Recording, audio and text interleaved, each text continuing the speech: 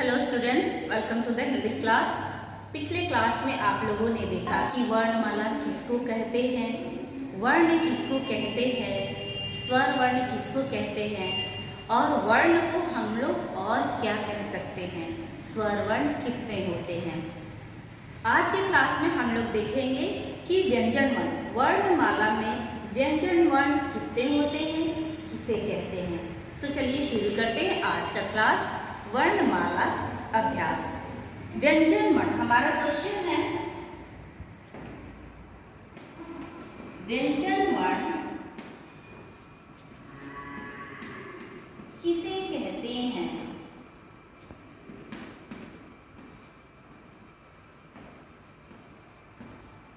किसे कहते हैं। तो व्यंजन वर्ण बच्चे ऐसा वर्ण होता है जो स्वरों की सहायता से, स्वरों की मदद से ही बोला और लिखा जाता है। जैसे आप लोग क से लेके ह तक व्यंजन वर्ण पढ़ते हैं ना, तो हर एक अक्षर जब भी आप बोलते हैं, सारे अक्षरों में अ अक्षर मौजूद है, लगा हुआ है, छुपा हुआ है, लेकिन वो दिखाई नहीं देता, लेकिन बोलने पर आता है। जैसे आप बोल के खुद ही देख सकते हैं, अ, क, ख, ग, घ, अंग। तो देखिए, जब भी आप बोल रहे हैं, अंत में आखिर में क्या आ रहा है, आ रहा है। और अक्षर क्या होता है आपको पता है ना, स्वर अक्षर है। इसी तरह आप जब भी बोलेंगे काका, मामा, नाना, कोई भी अगर शब्द भी आप बोलते हैं तो क्या है, उसमें आ रहा है। तो व्यंजन वर्ण होते हैं जो हमेशा स्वरों की सहायता से ही बोले जाते हैं और लिखे जाते हैं। तो यहाँ पे इसकी परिभाषा हम लोग लिखते हैं, स्वरों की, ऐसे लिखिए, स्वरों की सहायता से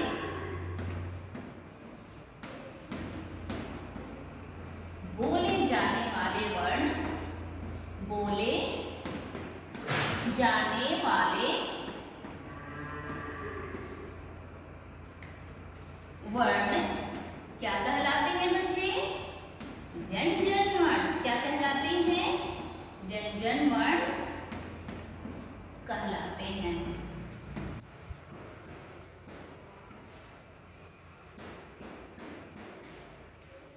व्यंजन वर्ण कितने होते हैं ये भी आपको पता है ना, क से लेके ह तक सारे व्यंजन वर्ण होते हैं।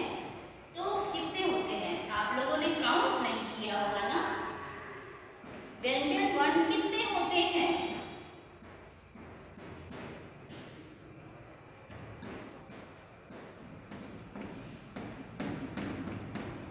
व्यंजन वर्ण 33 यानी कि 33 होते हैं। व्यंजन वर्ण 33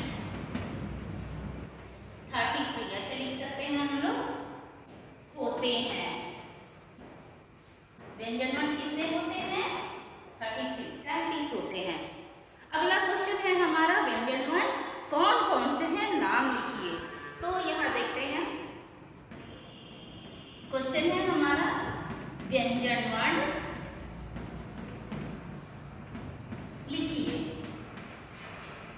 तो जैसे बच्चे आप लोगों ने पिछले क्लास में भी पढ़ा था, क से लेके ह तक क्या होता है, व्यंजन वर्ण होता है। तो बिना देर किए हम लोग क से लेके ह तक बोलते हुए लिखते चले जाएंगे, फिर उसको काउंट करेंगे कि 33 हो रहा है या नहीं। चलिए, क, ख, ग, घ, अंग, च, छ, ज, झ, य, ट, ठ, द, ध, अण, त, थ, द, ध, न। इधर देखिए, प, फ, ब, भ, म, य, र, ल व तला पे श मूर्धन्य स दांती स हा। अब आप लोग इसको गिन के भी देख सकते हैं, ये 33 33 है। वर्णमाला में हमारा अगला आता है संयुक्त अक्षर। तो संयुक्त अक्षर कितने होते हैं आपको पता है ना? संयुक्त अक्षर कितने होते हैं? कितने होते हैं? संयुक्त अक्षर अगर हम लोग वर्णमाला की बात करें तो वर्णमाला में आपके संयुक्त अक्षर सिर्फ 4 होते हैं। कितने होते हैं बच्चे? 4 होते हैं। तो यहाँ पे आप लोग आंसर लिख सकते हैं संयुक्त अक्षर 4। ऐसे भी लिख सकते हैं, शब्दों में भी लिख सकते हैं, 4 होते हैं।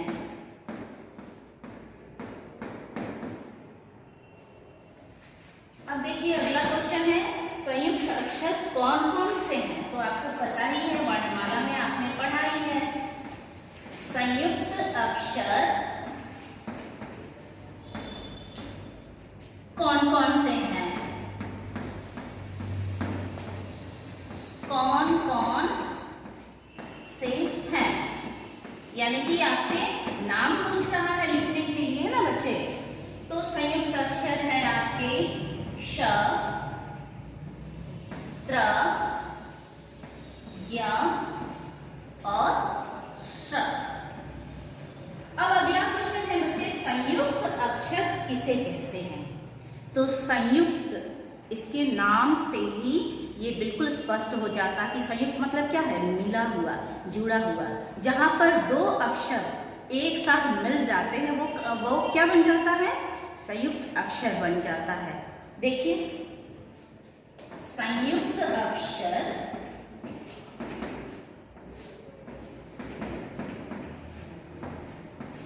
किसे कहते हैं?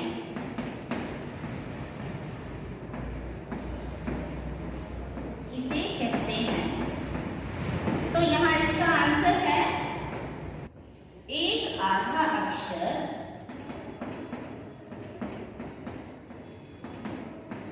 अक्षर तथा दूसरा पूरा अक्षर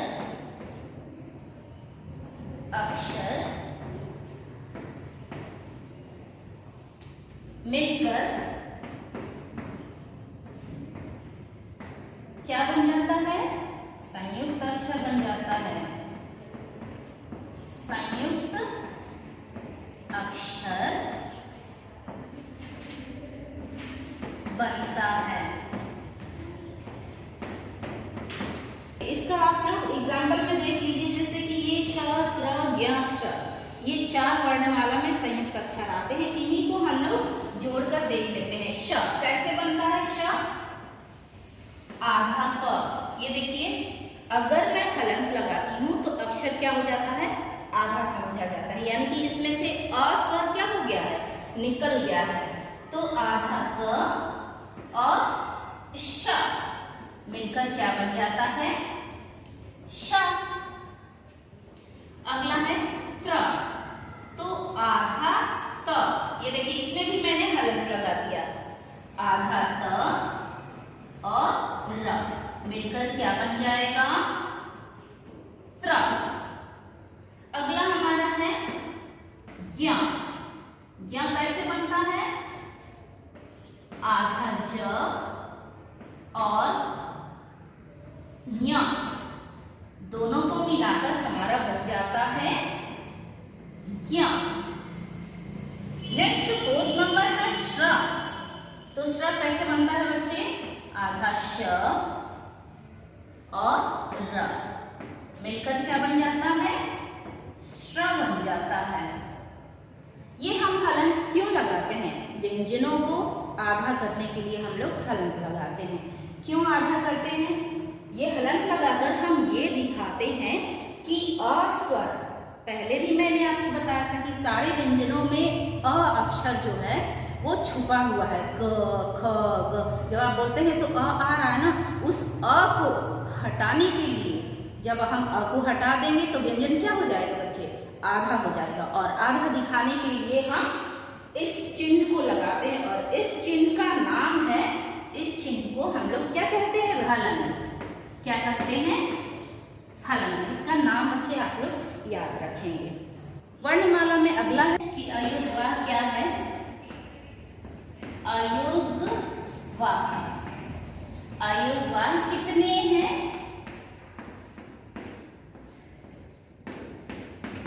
अयोगवाह 3 होते हैं।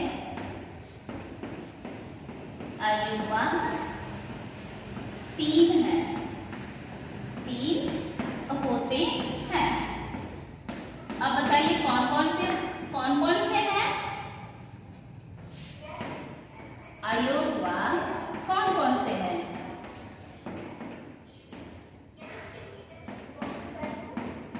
कौन कौन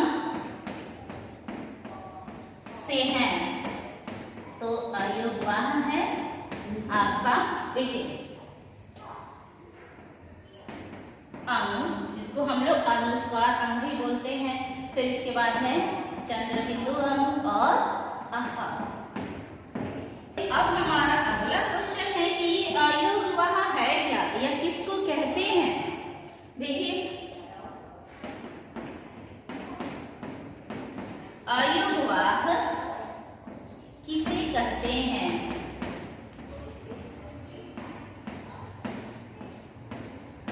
किसे कहते हैं? अयोगवाह ना तो ये स्वर में गिने जाते हैं और न ही ये व्यंजन में गिने जाते हैं, लेकिन स्वरों के साथ इसको लिखा जाता है। तो ये क्या है? अयोगवाह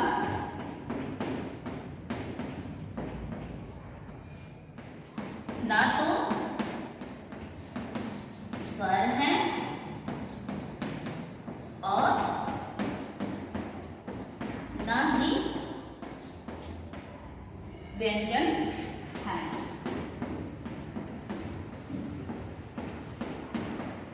लेकिन इन्हें स्वरों के साथ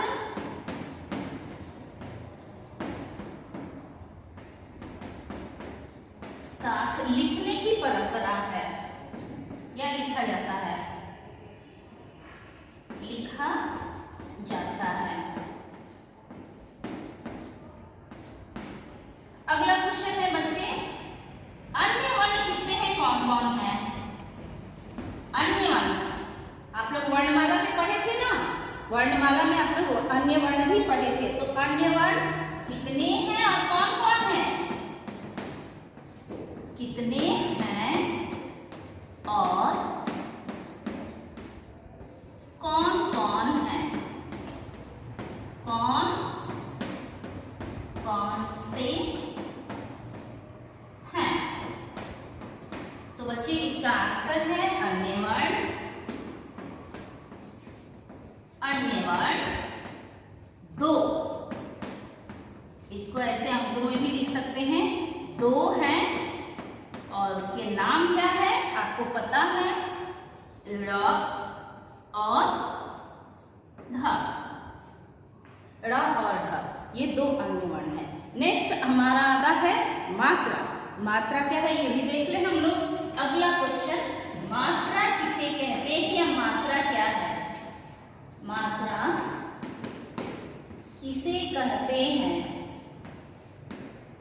कहते हैं या यूं कहेंगे कि मात्रा क्या है? तो मात्रा है क्या बच्चे? स्वरों के चिन्ह को हम लोग क्या कहते हैं? मात्रा कहते हैं। स्वरों के चिन्ह को या स्वरों के सांकेतिक चिन्ह को मात्रा कहते हैं। जैसे आपको पता है पिछली क्लास में भी आपने पढ़ा था, 12 खड़ी भी पढ़ा था। तो क्या किए थे हम लोग? हर स्वरों की मात्रा को अक्षरों में जोड़ जोड़ कर उसको पढ़े थे। तो इस तरह से हमने 12 खड़ी सीखा था। वही चीज क्या है? मात्रा, स्वरों के चिन्ह को ही हम लोग मात्रा कहते हैं। स्वरों के चिन्ह को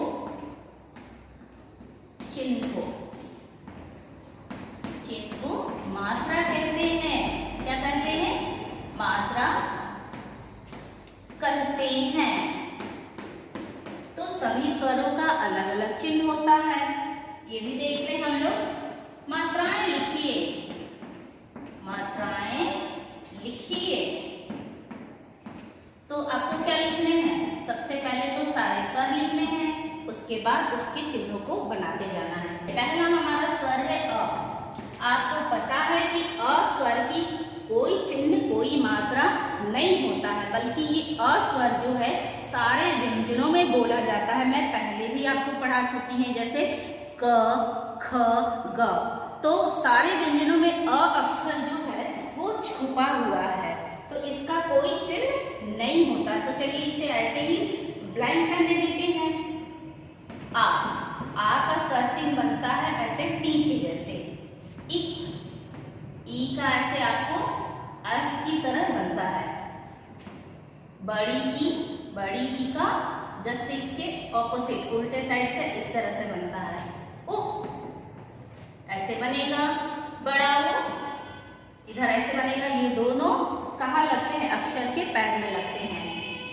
री, तो री की मात्रा सी की तरह बनेगा। अगला है हमारा ए, तो ए की मात्रा ऐसे अक्षर के सिर के ऊपर बनता है। आय की मात्रा देखिए ये एक है, तो यहाँ आय की मात्रा दो बनेगी। कहाँ बनेगा? अक्षर के सिर के ऊपर आय। इसके बाद आता है ओ से ऊपरी होता है ना, तो इसकी मात्रा यहीं दिख रही है। आप देखिए अ को ढकेंगे तो ये मात्रा दिख रही है। इस तरह से बनता है अक्षर के बगल में। और फिर अ, तो अ भी अक्षर के बगल में इस तरह से बनता है। तो ये रहा आपका वर्णमाला का पूरा अभ्यास।